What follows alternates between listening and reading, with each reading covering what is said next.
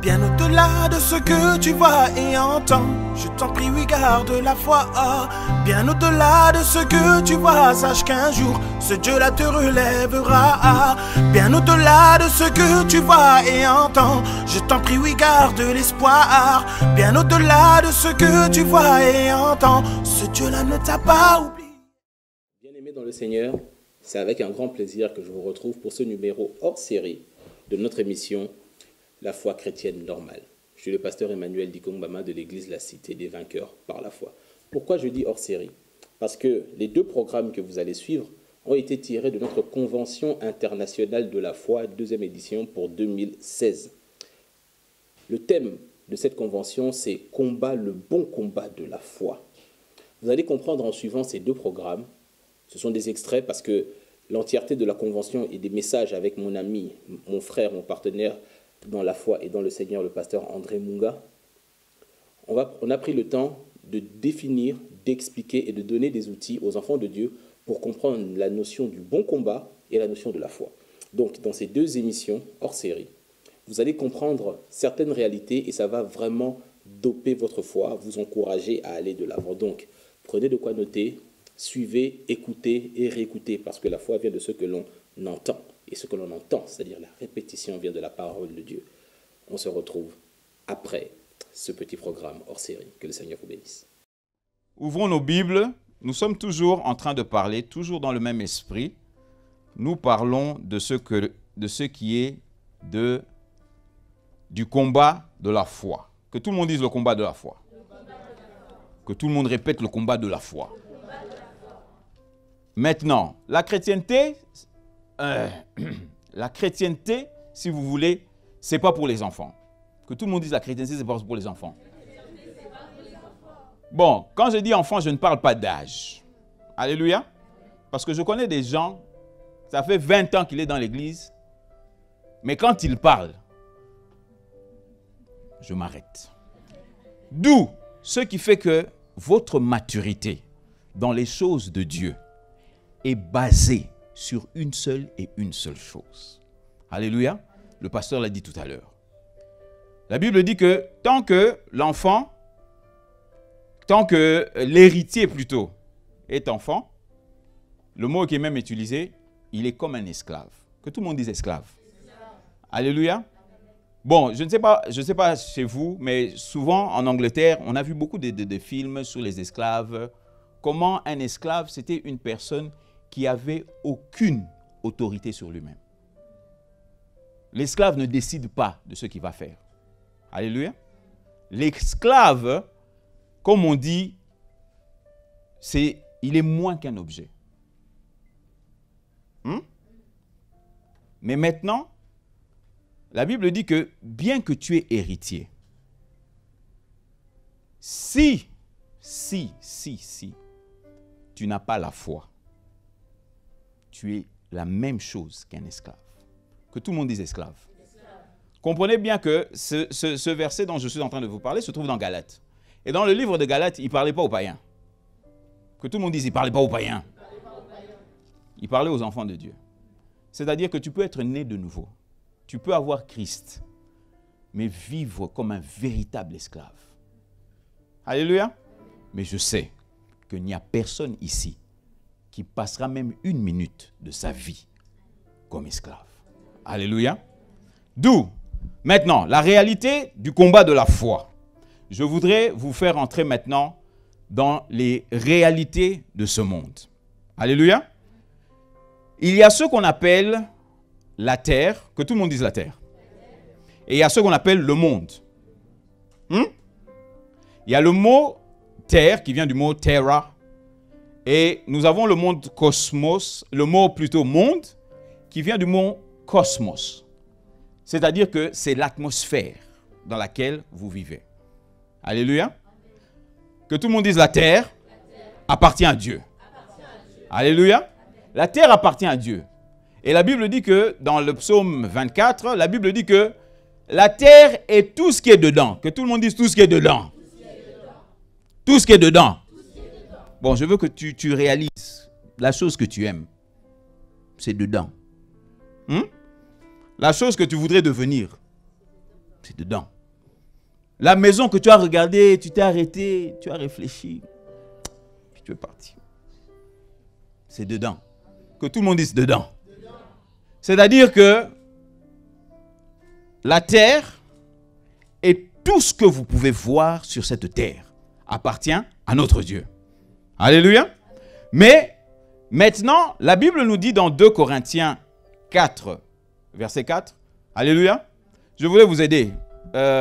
Ici, c'était word faith. Parole de foi. Amen. Tout le monde dit parole de foi. Alléluia. Je vais vous bombarder avec les versets. Alléluia. Sachez que, dit qu'on me connaît, il n'y a rien que je fais sans vous démontrer que c'est dans les livres. Alléluia. Donc, pour vous qui écrivez, je vais vous donner plein de versets. Comme ça, vous allez rentrer chez vous, vous allez vous poser la question, est-ce que ce monsieur a menti ou bien il a dit la vérité? Alléluia. Il faut, moi je ne dis pas qu'il faut être un lecteur de la Bible. Je dis qu'il faut être un étudiant de la Bible. Vous devez étudier la Bible. Passer du temps, comprendre tout ce qui ne fonctionne pas dans ta vie. Alléluia. C'est parce que tu n'as pas la connaissance. Un homme de Dieu dit ça comme ça. Il dit, il n'y a de montagne nulle part. Toutes tes montagnes, c'est le manque de connaissance. Alléluia. Toutes tes montagnes, c'est le manque de connaissance. Maintenant, quand on parle du monde, que tout le monde dise le système du monde. 2 Corinthiens 4, verset 4 nous dit que le Dieu de ce siècle, dans d'autres versions, on dit le Dieu de ce monde. Le Dieu de ce monde a aveuglé les gens, afin que les gens n'arrivent pas à la connaissance de ce que Jésus-Christ a fait. D'où, le Dieu de ce monde, ce n'est pas notre Dieu. Alléluia. Le Dieu de ce monde, le Dieu du système de ce monde, ce n'est pas notre Dieu. 2 Corinthiens, non, s'il vous plaît. Luc 4, au verset 6, c'est le combat, le défi entre le diable et Jésus. En menant Jésus sur une montagne, la Bible dit qu'il lui fait voir toute la gloire de ce monde. Il lui fait voir toutes les choses de ce monde. Et puis il lui dit, si tu m'adores, je vais te le donner. Et il y a une parole qui est très révélatrice. Il dit, parce que cela m'a été délivré. Maintenant, d'où est-ce que le diable a reçu cette terre, ce monde? Alléluia. Il a créé une atmosphère.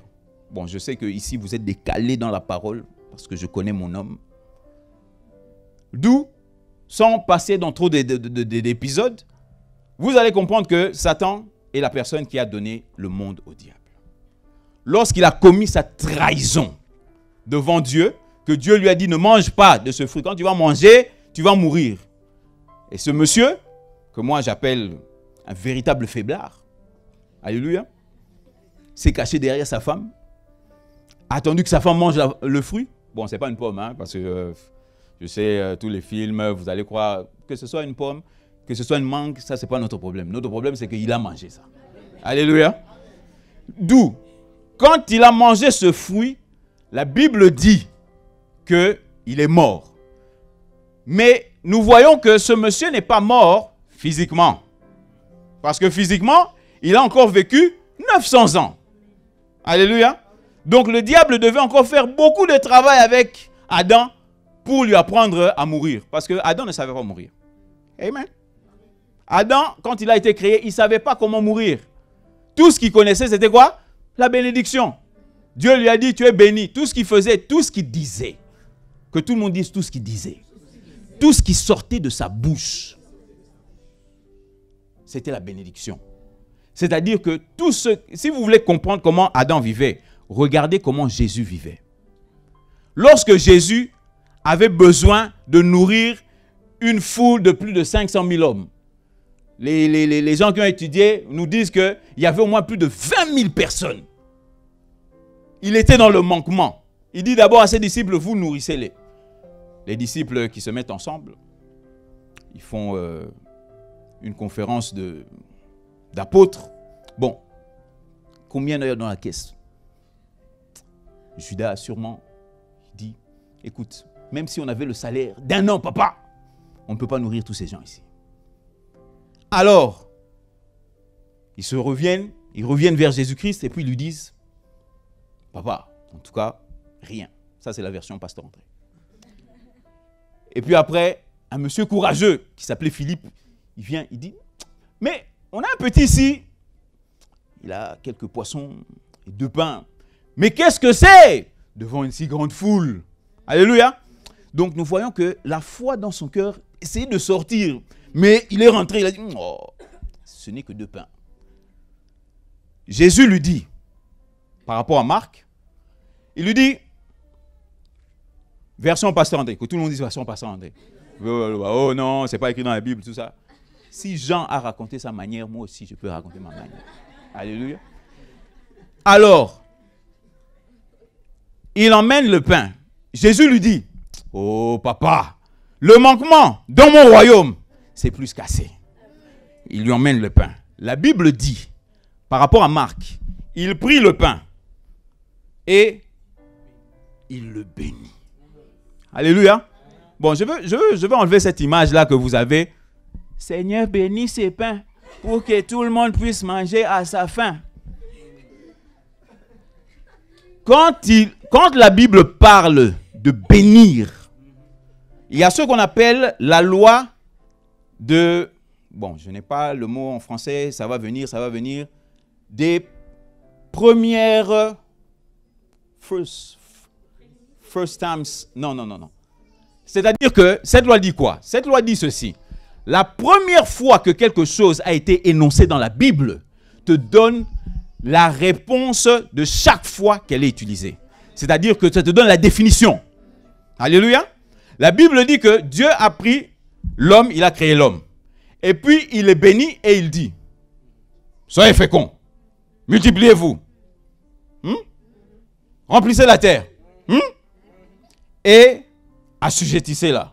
C'est-à-dire que tout le monde soit à l'aise. Alléluia. Maintenant, Jésus prit le pain. Il le leva. Il dit, sois fécond. Sois fécond, ça ne veut pas dire fais des bébés. Alléluia. Parce que je sais que il y a des gens, quand ils entendent seulement, la Bible dit, soyez féconds. Ah, Dieu nous a dit de faire des bébés. Donc, non. Sois fécond, ça veut dire soyez productif. Tu dois produire. Ta vie doit être une véritable production. Alléluia. Maintenant, quand il dit sois fécond, c'est-à-dire aie la capacité de te reproduire. Et puis maintenant, il dit multiplie-toi. Là, il parle à qui? Il parle au pain. Il parle au poisson. Multiplie-toi. Et puis, troisièmement, remplis la terre. C'est-à-dire, tous les individus qui sont là doivent te sentir. Alléluia. Et maintenant, assujettis, c'est ça en français? Assujettis la terre, c'est-à-dire que maintenant, tout le monde doit être plein, à l'aise. Alléluia. Bon, vous qui connaissez l'histoire, qu'est-ce qui s'est passé? Quand il a pris le pain, écoutez ce qu'il a fait. Le pain, bon, c'est un pain rond, non? D'habitude, quand tu achètes le pain, est-ce qu'on te donne un morceau? Le pâtissier ou bien le boulanger, il te dit, ah non, tu veux un morceau de pain? Il te coupe le pain. Non. Quand tu achètes le pain, il est entier. Le garçon avait un pain entier. Qu'est-ce que Jésus fait? Il prend le pain, la Bible dit qu'il le brisa. Alléluia. Vous m'entendez? Vous m'entendez là-bas? Il brisa le pain. Pourquoi il a brisé le pain? Pour enlever les limitations de ce pain. Alléluia. Amen. Donc, n'aie pas peur lorsque tu passes dans des situations qui semblent te briser. Parce que ce que Dieu est en train de faire, c'est d'enlever toutes les pensées, toutes les forteresses qui te limitent afin que tu puisses te multiplier. Amen. D'où, maintenant, le système de Dieu est un système basé sur la bénédiction. Que tout le monde dise la bénédiction. OK? Le système de Dieu, c'est le système qui est basé sur la parole de Dieu. Que tout le monde dise la parole de Dieu.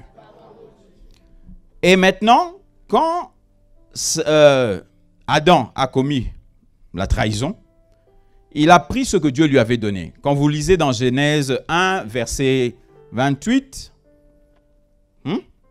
c'est quand il lui a donné, il a dit, non, vers 26 s'il vous plaît. 26, il lui dit, créons l'homme à notre image, à notre ressemblance, afin qu'il domine, que tout le monde dise domine. Alléluia. Bon, maintenant, cette histoire de dominer, c'est qui devait dominer sur la terre?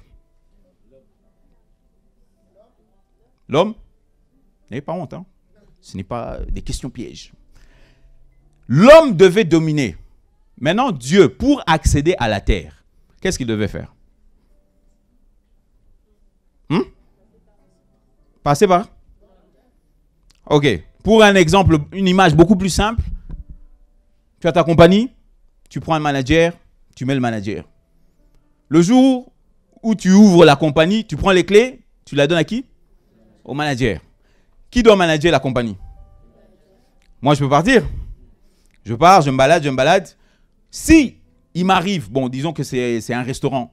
Disons que à 23 h, quand le magasin est déjà fermé, le restaurant est fermé, je veux aller manger. Est-ce que je peux aller casser la porte du magasin? Pour rentrer dedans, qu'est-ce que je dois faire? Alléluia. Je dois rentrer en contact avec le manager. Bien que ce restaurant m'appartient. Si je casse la porte, on appelle la police va faire quoi? Elle va m'arrêter, bien que c'est à moi. Alléluia. D'où ce qui fait que Dieu maintenant, pour accéder à la terre, dans sa souveraineté, Dieu a décidé de donner à l'homme de dominer sur la terre. D'où le système qu'on appelle le système de prière. Prière, c'est donner accès à Dieu dans tes affaires, dans ce monde. Alléluia. D'où c'est pourquoi il est important à un chrétien de prier sans cesse. Alléluia. Dieu ne va pas accéder dans ta vie si tu ne le lui demandes pas. Est-ce qu'on se comprend? Ok. D'où ce qui fait que maintenant, quand l'homme a péché, maintenant directement, nous sommes entrés dans ce qu'on appelle le système du péché, que tout le monde appelle le système du péché. Maintenant, le système du péché est un système, la Bible appelle ça la loi du péché et de la mort. Ok? C'est dans Romains 8, verset 2. La loi du péché et de la mort. Cette loi-là est basée sur la peur et l'autodéfense. Que tout le monde dise la peur et l'autodéfense. Vous allez voir que dès que, dans Genèse 3, dès que l'homme a péché, sa première réaction, lorsqu'il a entendu Dieu, c'était quoi? Il a cherché un endroit où se cacher. Lorsque Dieu lui parla, il dit, mais mon frère, tu es où? Encore, pasteur André Version. Il lui dit, j'ai entendu ta voix. J'ai eu peur. Je me suis caché. Alléluia. Dieu lui dit, oh. Et d'abord, il a dit que j'étais nu. Il a dit que j'étais nu. Et Dieu lui dit, oh. Mais qui t'a dit, qui t'a appris que tu étais nu? Il dit, papa, c'est la femme que tu m'as donnée qui m'a fait manger le fruit. Alléluia. Non, comment on appelle ça? Autodéfense. Alléluia. Parce que le péché, qu'est-ce que le péché fait? Le péché, comme il t'a retiré de ton protecteur, la première personne que tu cherches à sauver dans l'histoire là, même dans l'histoire de ta vie, la première personne que tu cherches à sauver, c'est qui? C'est toi. Alléluia. La source de beaucoup de disputes. Mais qu'est-ce qu'il y a? Mais toi, je t'ai donné l'argent. Tu es allé finir tout l'argent. Maintenant, comment je vais faire pour manger? Donc, tu n'as même pas de souci que non, ta femme va mourir de faim. Tu as des soucis d'abord que toi, tu ne vas pas manger. Ce qui fait que le système du monde est basé sur la peur. Que tout le monde dise la peur. Ce que vous entendez aujourd'hui et ce que vous voyez aujourd'hui se passer partout dans le monde, ce n'est rien que le diable essayant de renforcer son système sur la terre. Parce que le diable ne peut pas travailler dans votre vie. Il ne peut pas rentrer en action dans ta vie tant qu'il n'y a pas la peur. Alléluia. Parce que c'est la base même de son système. D'où il fait tout pour te garder dans la peur du manque, dans la peur d'échouer, dans la peur, même quand tu réussis, tu as toujours peur que peut-être que je vais perdre mon boulot. Ce qui fait que le diable est là à vous pomper tous les jours de peur. Vous êtes là, on va regarder la télé. Vous regardez un film et vous voyez un monsieur très bien éduqué. Il fait tout, il a une bonne famille, tout. Et puis le monsieur, il va tromper sa femme. Et puis tu dis, c'est vrai que ces jours-ci, mon mari, il a des attitudes bizarres. Hein? C'est un peu comme dans le film. Il injecte la peur en dedans de toi. D'où tu n'es plus jamais dans la sûreté. Mais l'Éternel des armées a suscité des hommes et des femmes pour prêcher la foi. Car la foi, c'est l'absence absolue de la peur. Alléluia. En d'autres termes, si tu veux que le diable agisse dans ta vie, qui veut que le diable agisse dans sa vie? Viens ici, je vais t'imposer les mains. Si tu veux que le diable agisse dans ta vie, continue à nourrir tes peurs. Qu'est-ce que j'ai dit?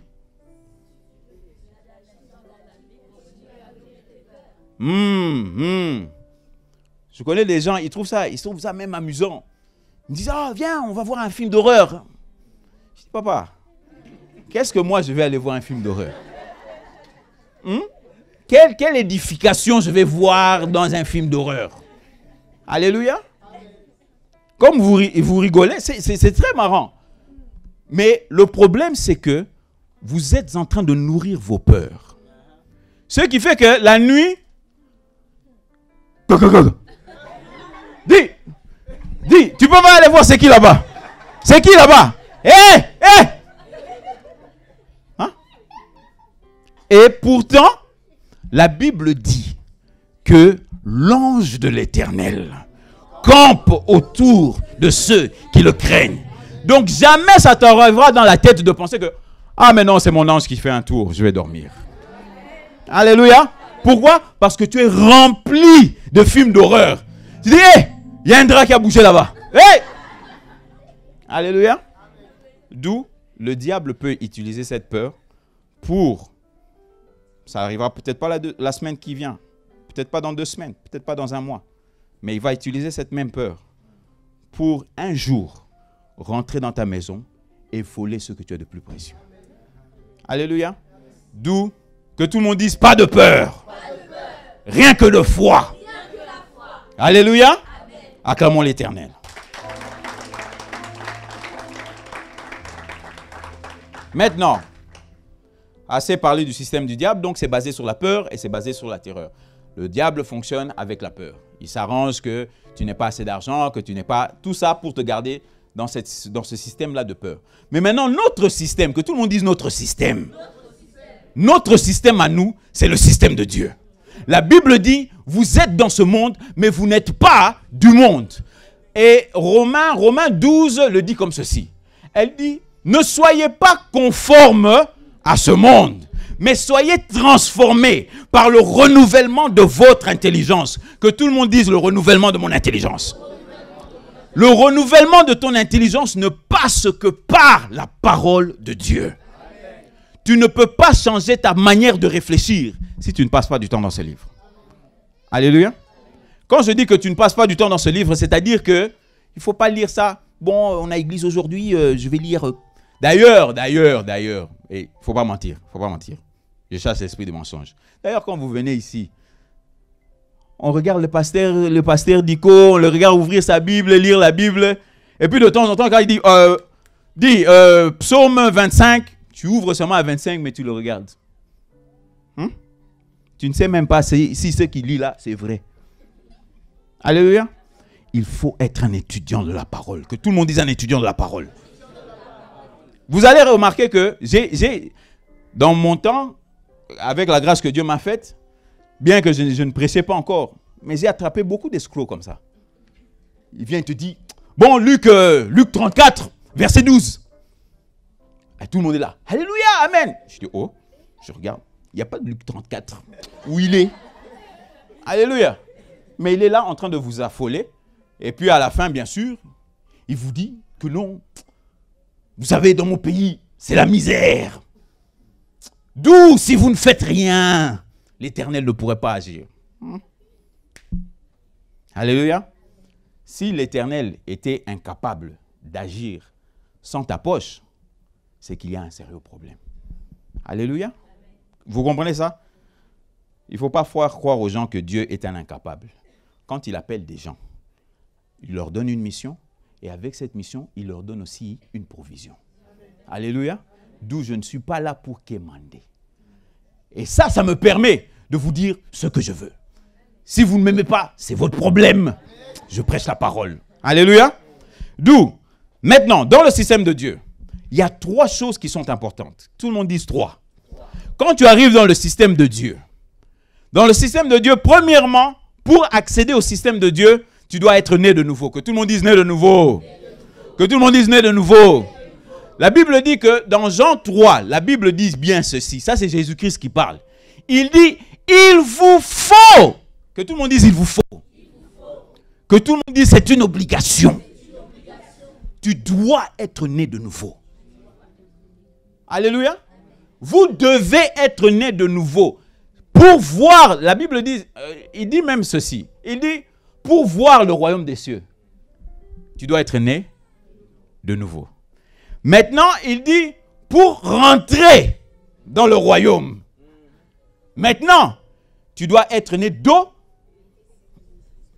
Applaudissez pour vous-même, d'eau et d'esprit. D'où, quand on parle d'eau, Éphésiens maintenant 4 nous dit, lave-la avec l'eau de là. Alléluia. Est-ce que vous avez vu combien de fois je suis en train de répéter parole, parole, parole. Alléluia. Parce que sans la parole, il n'y a rien. Alléluia. C'est la parole de Dieu qui vous sanctifie. C'est la parole de Dieu qui vous rend même spirituel. Alléluia. Papa, si on vient te dire, non, moi je suis spirituel parce que je fais des rêves la nuit. Je vois, j'ai des songes. Si tes songes ne peuvent pas se comparer avec quelque chose qui est dans ce livre. Alléluia. Bon, je ne vais pas dire vous, hein, moi. Je te dis de sortir de chez moi très vite. Alléluia, parce que je n'ai pas le temps. Alléluia. Amen. D'où, dans le système de Dieu, tu dois être né de nouveau. Que tout le monde dise né de nouveau. La nouvelle naissance est capitale. Elle est importante. J'en parlerai encore. Et puis, après la nouvelle naissance, tu dois être baptisé de l'esprit. Que tout le monde dise baptisé de l'esprit. Alléluia. Quand tu es né de nouveau, l'esprit vient en toi. Mais Jésus-Christ a dit, vous ne pouvez pas être mes témoins, acte 1:8, vous ne pouvez pas être mes témoins sans que la puissance d'en haut vienne sur vous. Et l'évidence du baptême de l'esprit, c'est le... je vois que ici, il y a des collégiens. Le parler en langue. Je ne peux pas vous dire combien ma vie spirituelle a changé le jour où j'ai commencé à prier en langue. Le parler en langue, c'est ton accès au surnaturel. Tu ne peux pas penser être grand dans les choses de Dieu sans parler en langue. Alléluia. Parce que le parler en langue demande à ta chair de se taire. Alléluia. Là, tu rentres dans un domaine où même le diable... Mais il parle de quoi? Qu'est-ce qu'il dit? Mais je ne peux pas bloquer sa foi. Qu'est-ce qu'il raconte? C'est une ligne directe entre toi et ton Dieu. Alléluia. D'où? Et maintenant, troisièmement, que tout le monde dise la foi. Que tout le monde dise la foi. Troisièmement, la Bible dit 4 fois dans la Bible. Le juste vivra par la foi. Ah, j'aime cette église.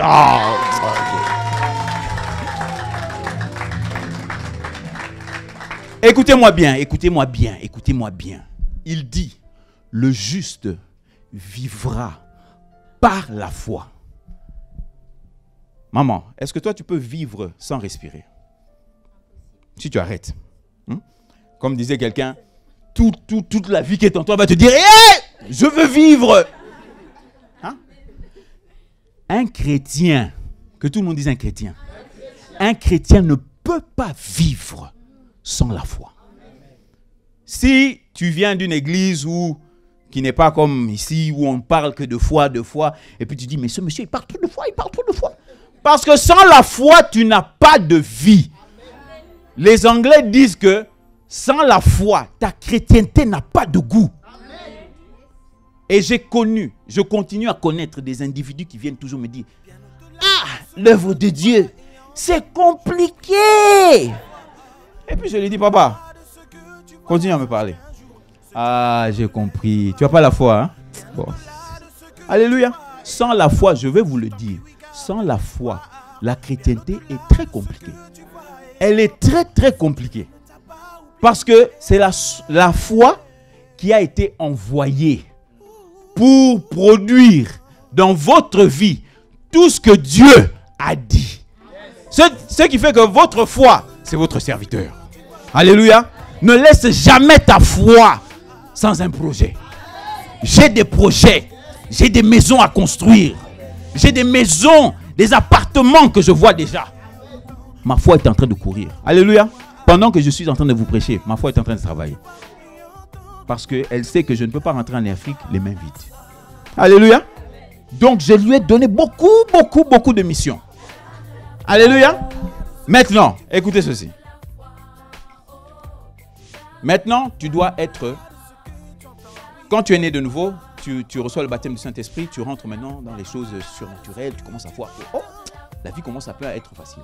Mais le problème, c'est que si tu ne sais pas comment marcher, la Bible dit dans 2 Corinthiens 5, verset 7, la Bible dit, nous ne marchons pas selon la, mais nous marchons selon la.